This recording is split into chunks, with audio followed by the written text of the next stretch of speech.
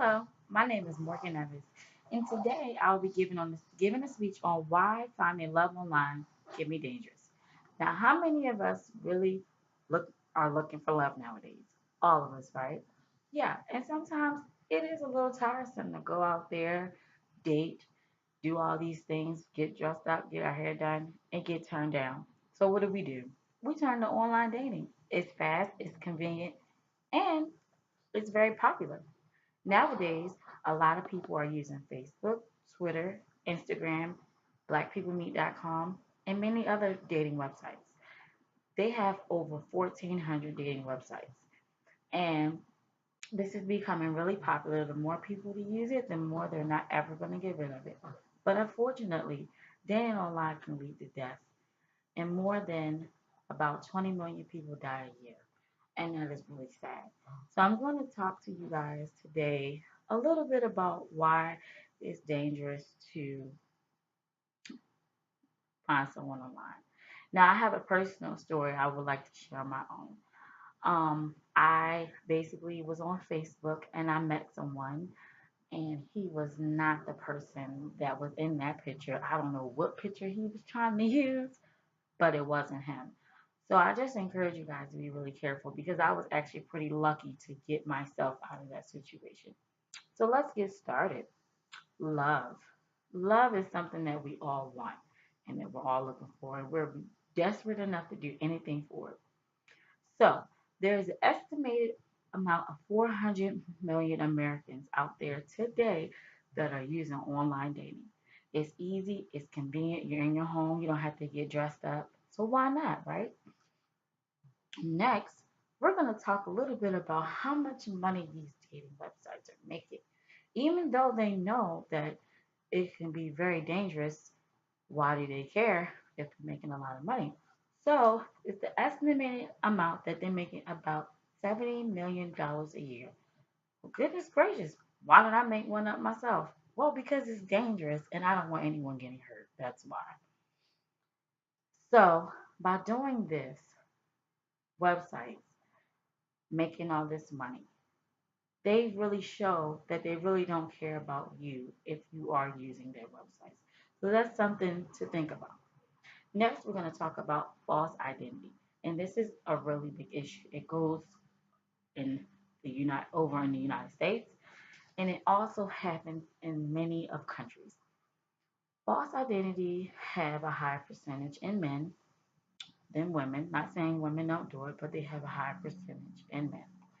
Now, people false advertise their age, the way they look, names, jobs, and even children.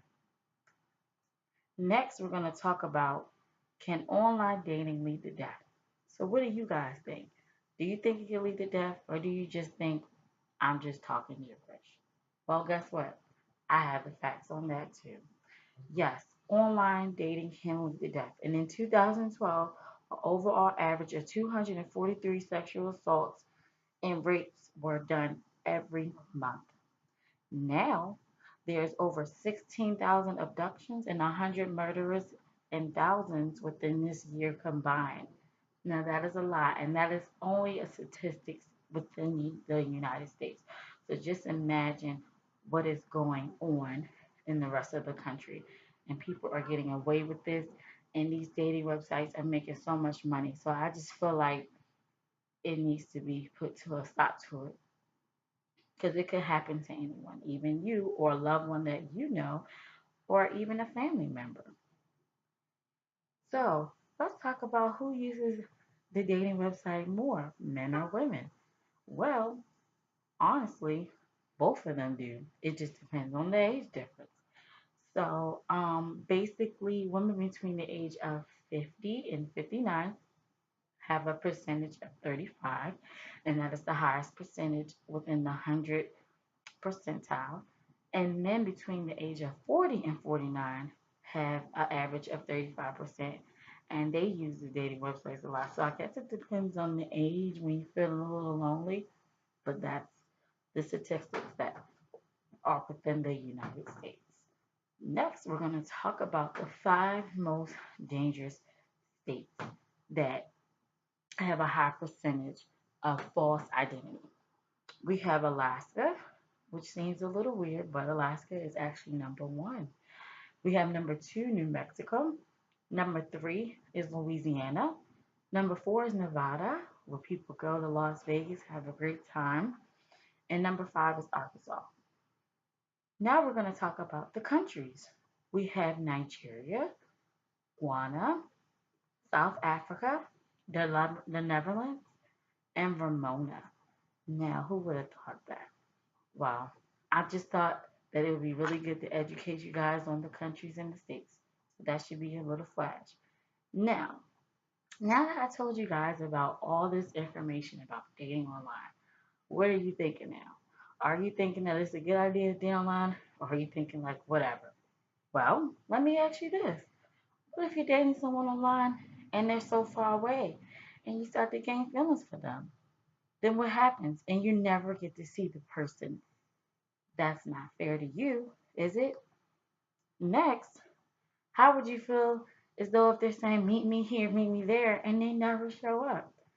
That's not fair. So, in conclusion, online dating can be very scary and it's extremely risky.